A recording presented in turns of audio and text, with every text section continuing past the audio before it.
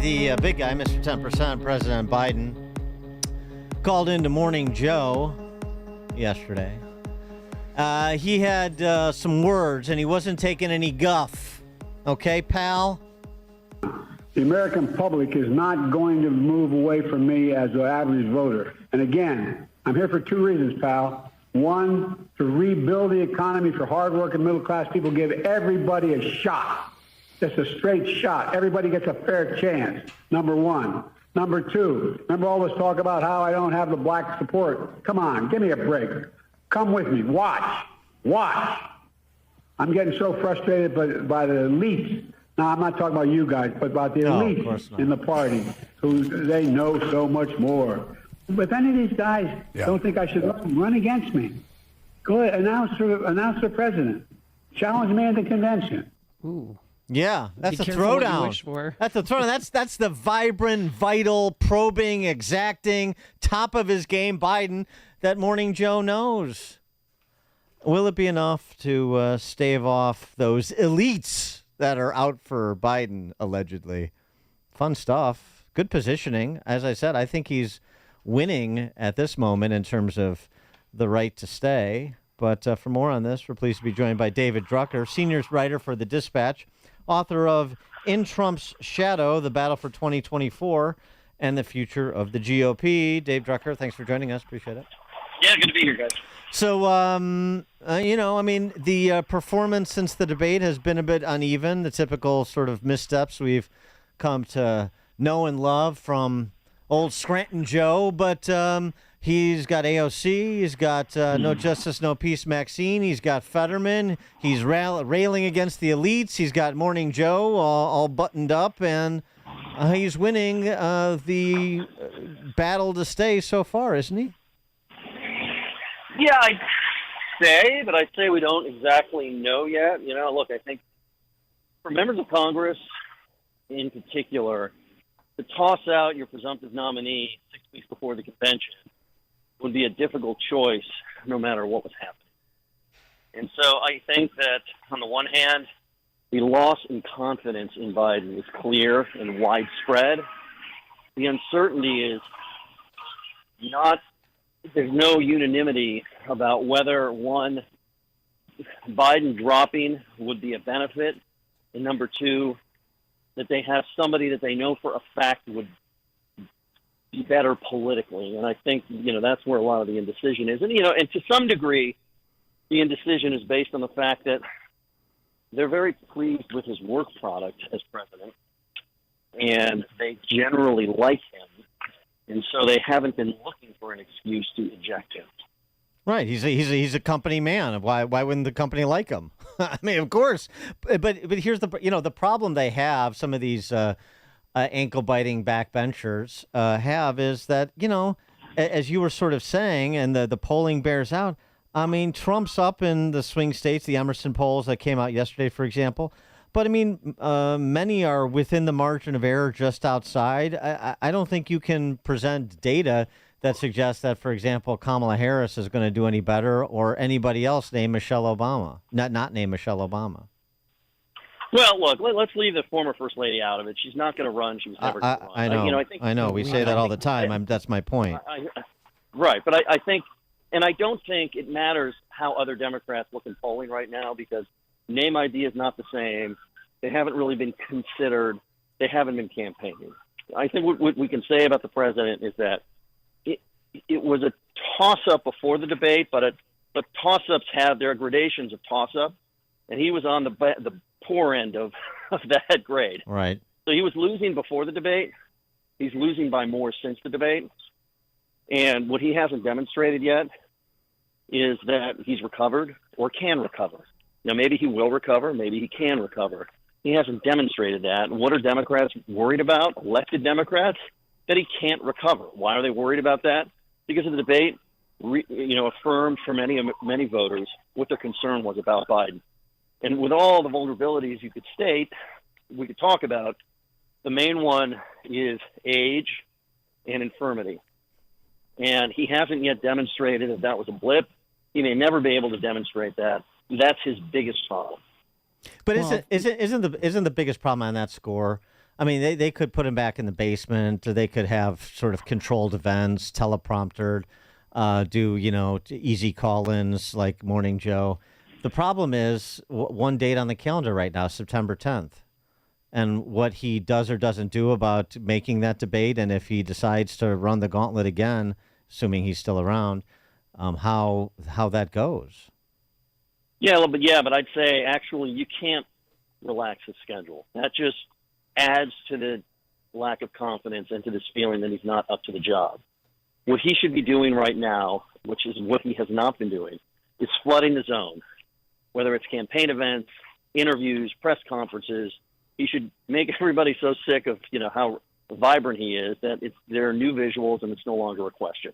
In fact, and what I would point out is that his campaign schedule has actually been rather robust pre-debate. He was out on the road almost every single week, multiple events, multiple states. The problem for him has been what voters saw when he was out there, and then as magnified by the debate. Mm-hmm. Yeah, but David, he spent 6 days at Camp David, and that's what they produced. I mean, I'm not arguing with you. Yeah, right. It's a huge problem, and I don't know how you deal with it because it's biology, right? I mean, this is his physical state. The presidency ages everybody. Think of your favorite president. Think of great presidents. Think of any president. Everybody comes out looking older than they otherwise would have because of the stress of the job. He took the job at 78 years old. He's 81, headed to 82. That's kind of up there as it is. And he's been president for 4 years. So he's probably aged more than he otherwise would have. I don't know. Millard Fillmore didn't age a day, as I recall, during his presidency. When was that? That was like 1850. Oh, they didn't have Botox back then. Yeah. Proves the rule. Yeah. No injectables. Don't forget about the Millard Fillmore exception to that, David. Yeah, please. Well, that's the thing. And even if he were to turn in an acceptable performance at the next debate, something akin to the Stephanopoulos interview, which was not good, not particularly reassuring, but it wasn't catastrophic. And the wasn't catastrophic is the new threshold that he has to clear to go on, it seems to me. And certainly at a certain point when it's the point of no return, which the Democrats are getting close to.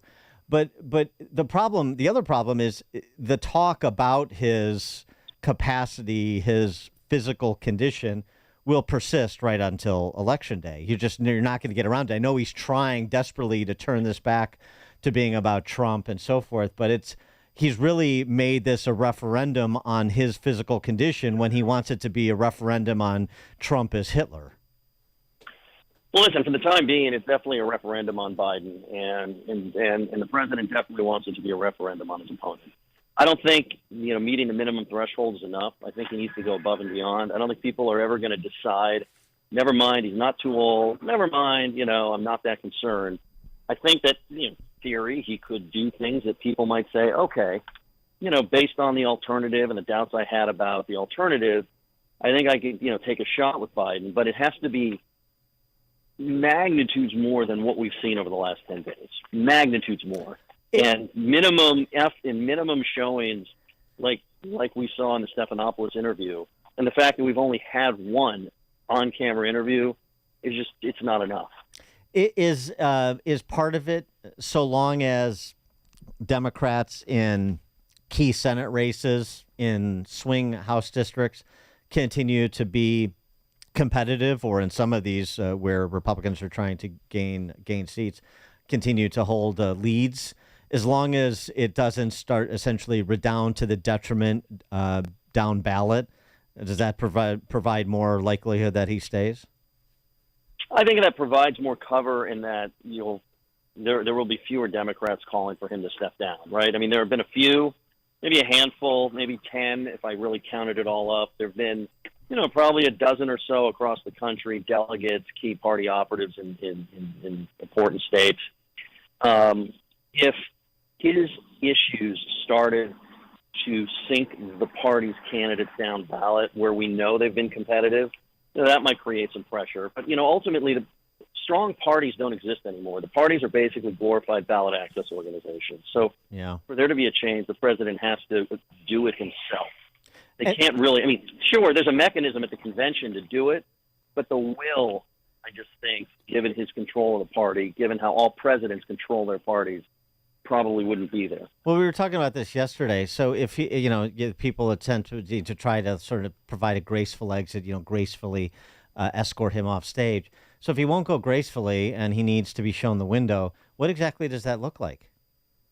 Well, you'd have delegates at the convention. Somebody would challenge him, and delegates, using the mechanisms available. And I don't have the rule book in front of me, but he's the presumptive nominee until the delegates actually vote and it becomes binding. Right. And so, they could vote for somebody else. Somebody submits themselves into nomination, and you have a fight. It's possible to do in both parties. But via Zoom a week before the DNC, right? But in advance of that, you'd have to have like a public renunciation of Biden to set the table for the delegates to take that sort of action, wouldn't you? I mean, you'd have to have... Correct. Yeah, correct. Yeah, there'd have to be a groundswell that would build and exist such that it would probably mean that that's where the delegates are themselves. Mm-hmm. And I think it's too soon to know for sure where we are. I just think where we are is he's experienced an erosion in that he's fighting for the nomination 6 weeks before the convention rather than just fighting against his challenger. But key groups are sticking with him. Key members of Congress are still sticking with him. And so it's very hard to determine where it goes. But, a scenario where Biden remains, it's a very high possibility. So today's just, white noise today because the Democratic House members are meeting this morning. Senate leaders are meeting this afternoon. Is that just a dog and pony show? No, it's not. I think they're really trying to figure this out. I do not think that's the case.